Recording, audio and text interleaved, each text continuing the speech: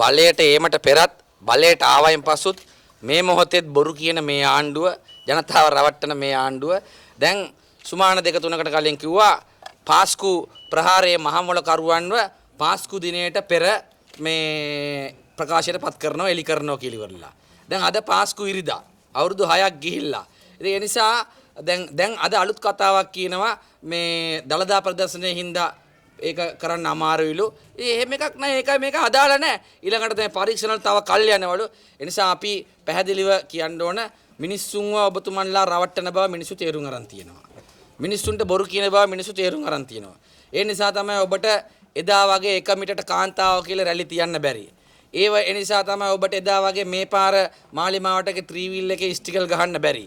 ඒ නිසා තමයි ඔබට තරුණ කොල්ල කෙල්ලන්ව ඩෙනිම් අන්දර ටී-ෂර්ට් දාලා ගෙවල් වලට කැන්වසින් යවන්න බැරි. ඒ නිසා දෙයියන්ගේ නාමට දැන්වත් බොරු කියන එක නවත්තන්න කියලා අපි කියන්න කැමතියි. ඒ වගේම අපි කියන්න කැමතියි මේ ආණ්ඩුවයි මේ ජනාධිපති හිටියා කියලා ඉවරලා බලය ප්‍රාදේශ සභාවට දිය යුතුයි කියලා නගර සභාවට දිය යුතුයි කියලා එහෙම එකක් නැහැ. මොකද හේතුව ඔබ වැට් බද්ද අඩු කරනකෝ කරේ නැහැ. ලයිට් බිල 130කින් අඩු කරනකෝ ඒක කරේ නැහැ. තෙල් ලීටරේ රුපියල් 50කින් අඩු කරනකෝ 50කින් අඩු කරේ නැහැ. හරිද? ඊළඟට මේ මොනවාද ආහාර අධ්‍යාපන සෞඛ්‍යයෙන් පළවෙනි අයවැයෙන්ම බදු සම්පූර්ණයෙන් අයින් කරනකෝ ඒක කරේ නැහැ. ඒ නිසා ප්‍රාදේශ සභාව බලය ඕනේ නැහැ වැට් බද්ද අඩු කරන්න. ප්‍රාදේශ සභාවට බෑ කෑම බීම මිල අඩු කරන්න. ප්‍රාදේශ සභාවට බෑ විදුලි බිල මේ වතුර බිල අඩු කරන්න නේද?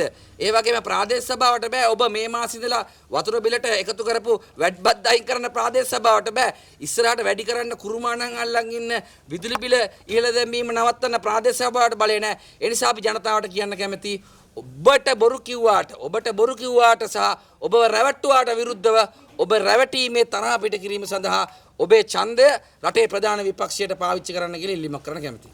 දැන් මේ එන ඡන්දෙත් බලේ මේගොල්ලන්ට දුන්නොත් මොකද වෙන්නේ රටට?